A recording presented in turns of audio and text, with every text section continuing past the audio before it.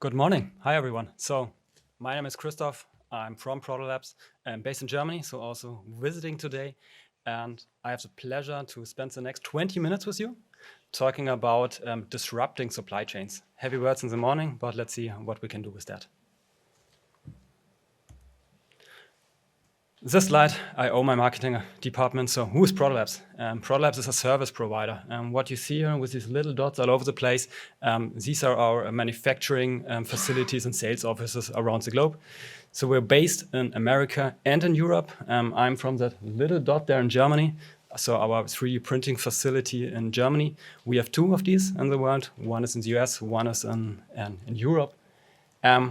When we are talking 3D printing, we're talking about 3D printing on a scale. So we're doing 1.5 plus million parts per year on over 180 printers in different technologies we're talking about a little bit later. That was all I have to say from the marketing perspective, and now dig into our presentation. So disrupting supply chains, really heavy words. So let's split it up a little bit. It's about the why. Why is 3D printing able to disrupt supply chains in the first place? How we do it. So let's talk a little bit about technologies, materials for that. And in the end, go to a conclusion and the value added by Protolabs when going that route.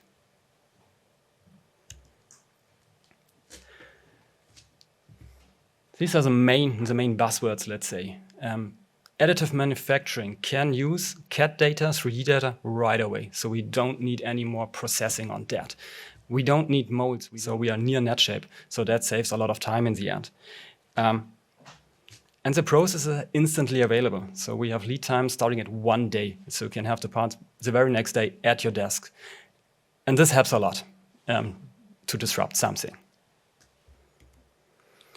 On a path, when we look here on a conventional process and more like these 3D printing process, what you can see it could eat up a couple of weeks for a conventional technology until you get your final part.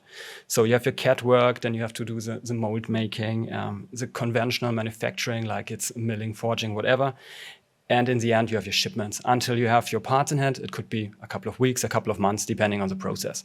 With additive manufacturing, 3D printing, we can squeeze that time down a little bit. So in the very worst case, we also have to create the CAD file when you don't have that ready. So we are talking about reverse engineering, we're talking about scanning. Then when we have that file, we can start right away with 3D printing. The process itself takes 1 day, 2 days, maybe 3 days. And then we have your part ready. And then it's all about the post-processing. When you say, I'm fine with the 3D printed part, let's go for it, then you have it on your desk right away. But these processes add, of course, also a little bit of time. And then we talk about shipment. So instead of a couple of weeks, months, we're talking about days, maybe weeks in the worst case. And this saves you a lot of time in creating new products, developing new products. And that's the idea of the disrupting. And this is, why. This is a big why. How we do it? We do it with different technologies. Depending on where you are in your product life cycle, the one or the other technologies may fit more your needs. We start here in the very beginning. It's like early stage prototyping. We have two main technology categories for that. That's PolyJet on the one side and our stereolithography on the other side. Quick available, lead times 1 to 3 days. Main advantage here was when we start with PolyJet is like 2-component printing. So 2 different materials combined into one part.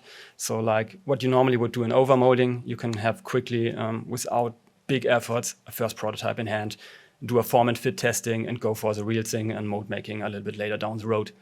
SLA on the other hand is like perfectly good for like fine details, good accuracy, really good surface finishes, a little bit more extended prototyping, what you're seeing here. When you say, okay, prototyping is fine, but I'm also aiming for a little bit more, which comes into low volume production kind of things, then we're talking about our powder-based plastic technologies. We have multi-jet fusion on one hand and selective laser sintering on the other hand. Both are based on plastic powders. PA12 is so the running gag here, so the main material we are using. And what you get here are durable parts, so long-term usable parts. Absolutely good for prototyping, but also good for production purposes.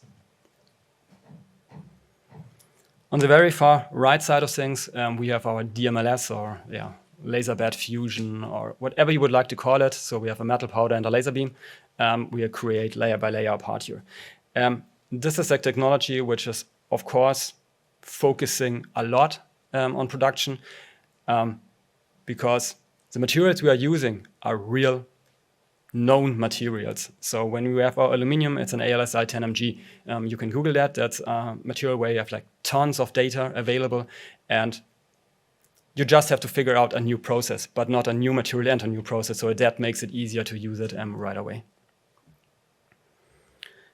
Just to get you some examples to visualize that materials, let's start again here with our PolyJet and 3D printing silicon. What you see here is that perfect use case. So you have your rigid component with like a sealant on top of that. Normally, what you do that, you need to make a mold, do the first rigid material, then do another mold for do overmolding. Takes a lot of time, is pretty expensive. Here we just go right away with your design into the 3D printer, and a day later you have your parts ready. Pretty straightforward. On the SLA, so the stereolithography side of things, we have here a lot of different materials. In the end, what you see, what all have in common is like materials. So it's not like the real material you get to use on injection molding. It's close there, but it's not the real deal. This is when it comes especially to long-term use. So it's good for short-term use. It's good for trade shows, form and fit testing, all that kind of stuff. But if you want to go all in for really long use, just talk with us. We have better materials in stock for that. But the big advantage here, you see that also on these nice fancy dresses here, you can do really complex shapes with good accuracy and really, really nice surface finishes. So we have some parts on the booth where looking like IM parts, just without the split lines and ejector pins, marking, stuff like that. So it's really nice for that. Multi-jet fusion, then we are really creating durable parts. Can be used for prototypes, can be used for production ones like we see here. This was a low volume production we did a couple of years ago together with our partner Pepsi company, where we did these sleeves for Pepsi cans in the end for the movie Black Panther. Base materials here, we have PA11, PA12, TPU. So it's the range is not like as extended, but that works mostly. These materials have comparable properties like IM parts. It's just the way we produce them is a little bit different. The look and feel is a little bit different, but the properties are absolutely there.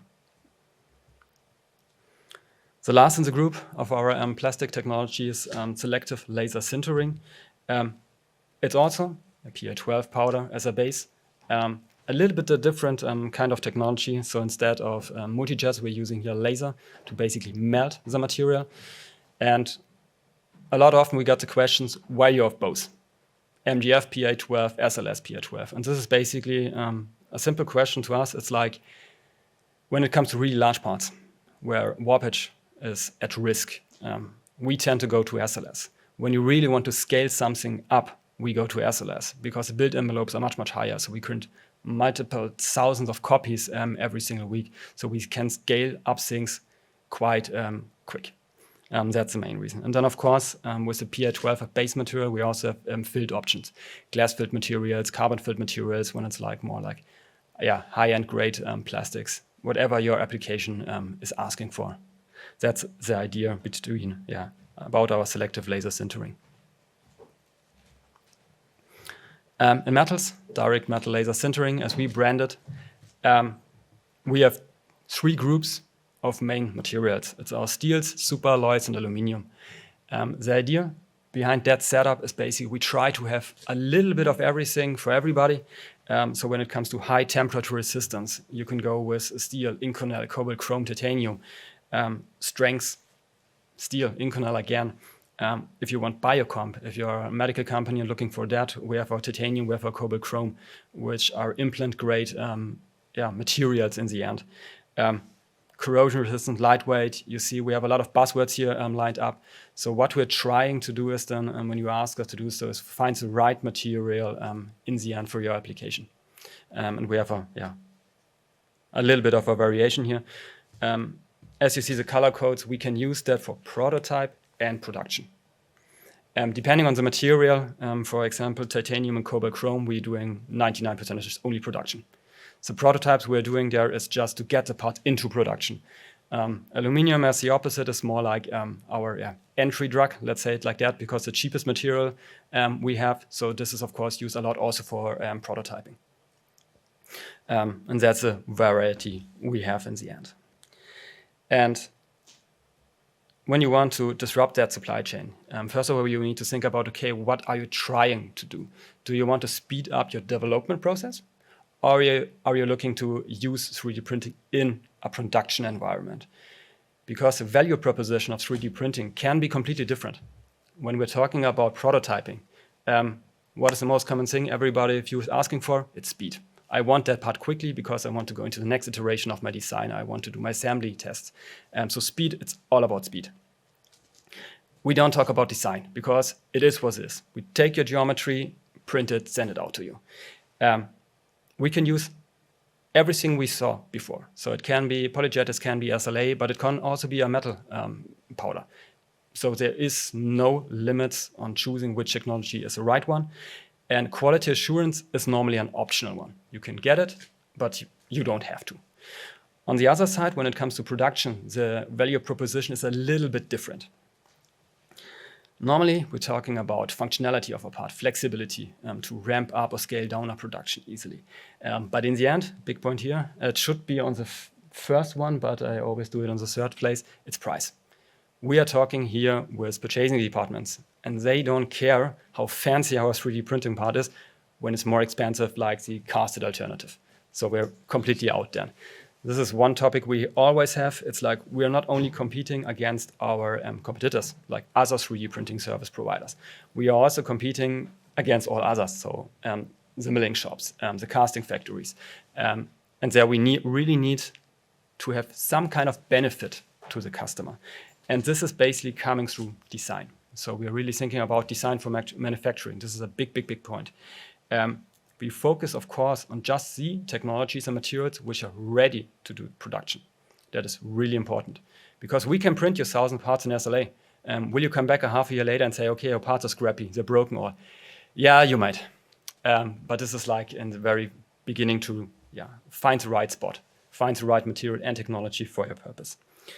And quality assurance is basically integrated. So it's not a question, it's we just do it, we have to do it to basically say, this part is absolutely fine, you can do it, I know, you can implant it, you can drive your car with that. This is then basically what we integrate here right away.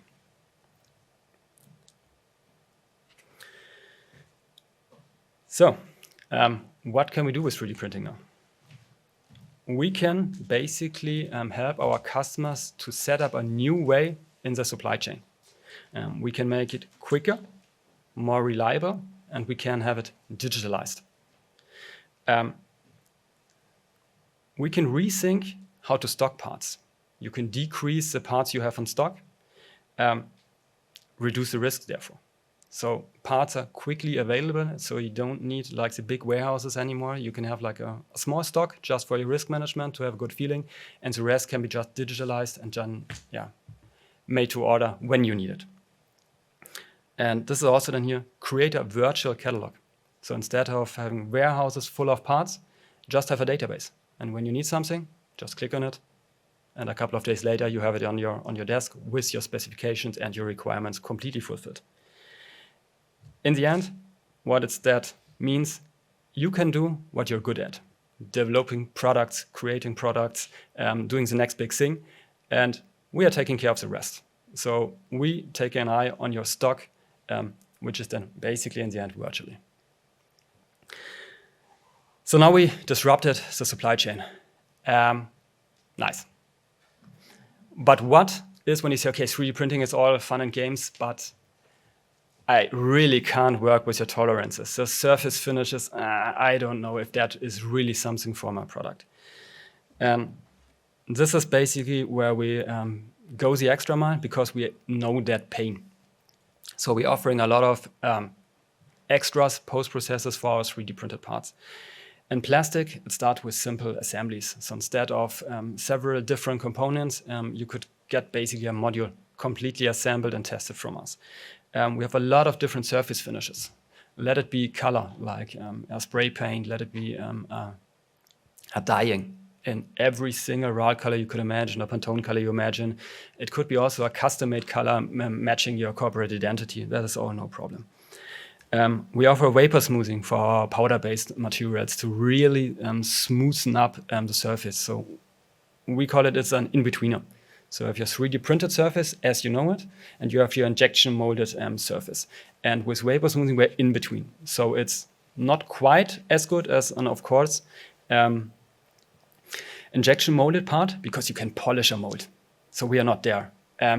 But we are at a rough machine surface value. This is what we can achieve, an RA of 3.2, something like that. So in a lot of cases, that's good enough. If you want to have a look and feel, I'm here all day. We have a room booked, and we have a lot of samples there, so you can really feel and spot the difference between a finished component and a raw printed component. On metals, you see we have here quite a long list. In the end, it's metal components, so we can do and post-process these parts exactly the same like a conventional part. It can be machined, fully 5-axis if needed, heat-treated, age-hardened, annealed, whatever you would like to do. We can do assemblies here also. Surface finishes, polishing, anodizing, tin coatings. We have a project running at the moment with a gold plating. So it's a standard, normal metal part, so you can do whatever you would like to do with that. Of course, quality assurance, reverse engineering, this come hands in hand with a 3D scanner we have in place. The last 2 points is basically what I try to start here now. The discussion is, when you have that aim to really go into production, but don't know how to design for manufacturing, this is basically where we can help. We are not good at developing products, but we're really good at making parts, and really good at saying to what does a part need to be really nicely printed, cheap printed in the end, and with a good quality outcome. And all of that, of course, with an integrated quality assurance and certification. So over the years, we collected a lot of different certifications when it comes to environmental certification, medical certifications, the standard ISO certifications, and the newest one we did like 1.5 to 2 years ago. We also have a DNVGL accreditation for delivering parts for oil and gas companies, and that worldwide. On the right side, and the left side, sorry, you see here how we do it. So it can be measurement reports, first article inspection reports, COCs, laboratory testing, tensile testing. We have a wide range of processes. In the end, to give you just one simple statement, yes, your part is okay. That's all of that. And since I already get the 3-minute sign, so I would be done for now. But if you have any further questions, start the discussion with us. We have a room booked upstairs, so feel free to pass by, and we can have a more detailed, intimate discussion about your projects, parts, whatever. Thanks a lot.